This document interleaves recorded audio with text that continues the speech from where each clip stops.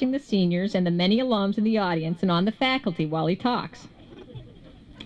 Turns out he's an expert in an extraordinary number of fields, not just education and not just mathematics, but also motorcycles, particularly those you build out of a box, genealogy, British maritime vessels with all of their knotty rigging, sedimentation in Lake Coeur d'Alene. In fact, you bring up any subject, and he will not only pontificate on it at length, but much to their dismay, he will turn it into a problem for his calculus class. Our speaker today is a wonderful teacher, a huge contributor to the school in and out of the classroom, a true dragon. Ladies and gentlemen, John Nord.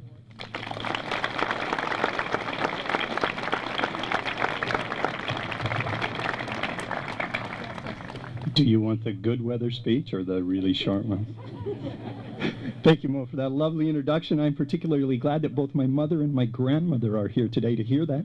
They're the only ones who actually believe all of my stories. Dear parents and friends and students and faculty and alumni in the back and the soon-to-be alumni in the front, congratulations, you've made it. And just before I came up here, I was actually given 3 speeches by well-meaning meddlers. The first said, be witty. That was from Tess. The next said, be brief. And that was from Rhiannon. And the last one was from Julie, and it said, and then be seated. Thank you. No one is here actually today to hear me, and you won't actually remember what I've said an hour from now unless I light my hair on fire.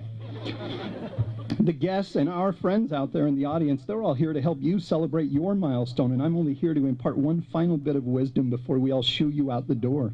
You could view this as your last punishment. You have to, just like class, you have to sit and listen to me and pretend to pay attention. Try with all your might not to fall asleep. And if you can make it just one more time, the good stuff begins. And I promise to give you the 2-minute version.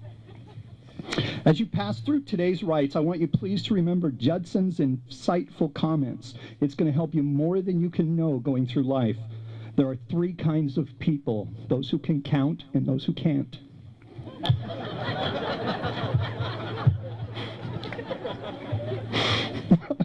I'm sorry. Today you are resplendent. You, madams and misters alike, are knights, and I stand beside you as you begin your quest. You are joined together in a brotherhood, a sisterhood, a confraternity of noble adventures. You are bound together by strong rituals, common experiences, and a great desire to actually be somewhere else.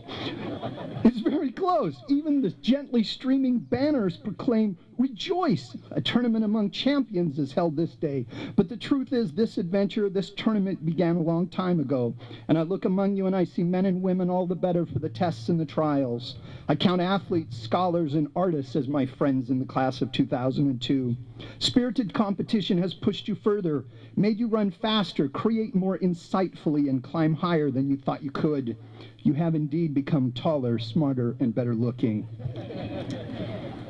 You have become knights, my knights, our knights. You're fair, bold, strong, brave, artistic, mathematical, scientific, athletic, compassionate, dancers, and knights all. And knights are important. We need them. Think back. On June the 15th and 1215 in the meadow of Runnymede along the River Thames, King John agreed on the 19th draft of the Magna Carta that 60 barons would select 25 knights to be sureties. They would hold title to the king's property, including the tower, and they guaranteed the king's compliance with the laws granted by the Magna Carta. Knights are important, you see, and there are only 25 of them. Here we have 35. Think of the wicked kings you might slay. You sit, helmets brightly polished, visors clamped tight, and I stand here with a Judsonian 3 of hats, not a helmet among them. First, I am here as a representative of all of the stylishly dressed folks to my left. I told them to wear color. They are dressed today as they would have been 500 years ago. They were then, as they are now, members of a scholarly guild. They come dressed in traditional long hooded gowns designed by priests to keep away the cold of damp English mornings. The mortar board and tassels they've forgotten have long ago been destroyed by rain. They are a symbol of our guild, our stamp, our surety to you of quality. They have prepared you, brave knights, for your journey. They have forged your blades with their chemical symbols, with their logarithms, and with their historical facts. They have prepared you and honed your blades on whetted stones of literature with fabulous tales of those who have gone before you.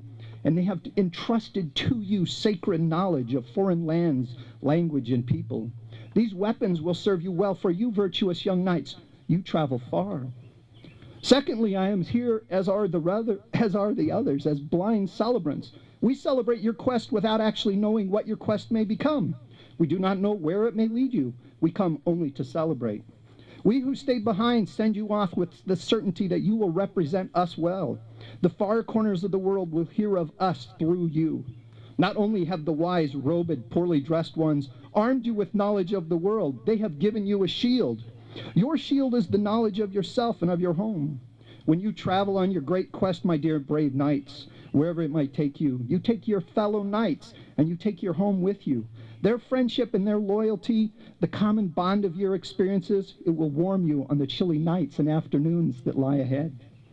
Like all great knights, you need the finest of armor. Go forth enshrined in the love of your parents, your brothers, your sisters. They themselves await their turn. Your aunts, your uncles, your grandparents, even perhaps your second cousin once removed. They have all given to you love. The love is mighty. It endures. It does not rust. Dented, it is even self-healing. It was individually crafted for you and can be worn by no other. The surety of love, the promise of unending compassion and trust is given freely to you. Wrap yourself tightly in it. Worry not. It shall envelop you, and it cannot be shed. A knight needs a sword, a great broadsword. One of Dina's pikes will not do. I have over the years actually attended a few commencements. I have heard described a few others, and perhaps one or two commencement speeches I remember. The briefest was admirably short and to the point. The keynote speaker was graciously introduced, stood, stepped to the lectern, and said, "Enrich your lives with service to others," and sat back down. There was, according to the legend which surrounds such tales, a thunderous applause by an appreciative audience. Let us adopt that sword. Let us benefit too from the briefest of lessons. Brave, virtuous knights, by serving others you will benefit. How is that not a great bargain? Believe in yourself. Believe in your quest. Believe like Jean. She believed in the entirety of her being. Her quest, she knew, was noble. Her vision, her self-sacrifice, her service to France turned around and brought about France's victory in the innumerably named 100 Years' War. Well, my resplendent brave knights, you now have a shield and armor to protect you, and a great broadsword. Let us find a scabbard that you might carry that great sword, that it will ride safely when you do not need it. Perhaps good humor and a general sense that life is the best thing going will combine to make your adventures rosy. Remember to laugh and to joke at all times, especially during times of adversity. You will perhaps remember from Doc's class the outcome of the British election of 1936. Winston Churchill was at the time Chancellor of the Exchequer, and the voters ousted his party. In the middle of the election, he was rushed to the hospital for an emergency appendectomy. He later remarked about the whole affair, "In the twinkling of an eye, I lost my job, my seat, and my appendix." Now, there's a man who can laugh at himself. Far too many people walk around imagining that their names are Odin or Frida, and they think Ragnarok is just around the bend. Ragnarok is the end of the world in Norse mythology, and I think you shouldn't hang out with people whose names are Lundgren. For a guiding knight of optimism, we should pick a fellow with a true joie de vivre. You remember the White Knight? He saves Alice from being captured in Lewis Clark's Through the Looking Glass. Well, the White Knight, whose hair is disheveled, he falls off his horse every other step, as I recall. And when Alice asks him if he's been riding long, he says, "Why, certainly." I'm indeed a fine rider. I think, like the White Knight, we should love to ride. Don't worry at all about little spills and falls. Just climb back up onto the back of your great steed and ride away. Even Poe said in El Dorado, "Ride, boldly ride if you seek for El Dorado." What the heck, ride boldly if you're going to Otis. To go with your great sword, which now rides safely in your scabbard, perhaps we should have the wisdom of when to use it and when to keep it safely stowed away. Ah, dare, try, get in the game. In Knowledge Bowl, we tell people, ring in first. Good things happen. Life, your great and noble quest, it's not to be missed. A ship in the harbor is safe, but that's not why we have ships. My running friends tell me that everyone has inside of them at least one marathon. Let it out. And my writer friends tell me that everyone has one novel yearning to break free and at least a tiny thin book of poems.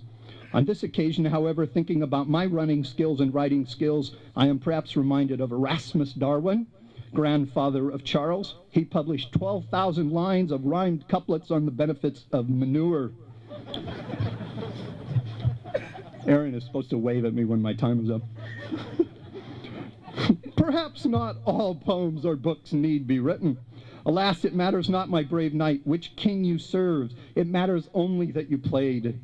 It matters that you took part in the journey. It matters that you shared the journey with your friends. It matters that you checked into the game.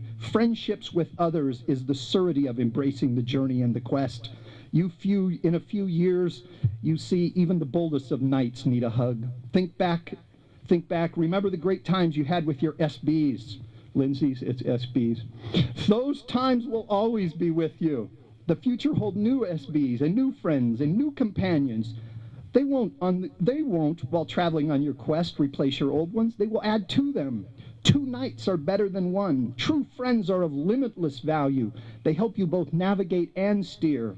A ship without a rudder does not control its destiny. Choose your destiny, control your destiny, embrace the path.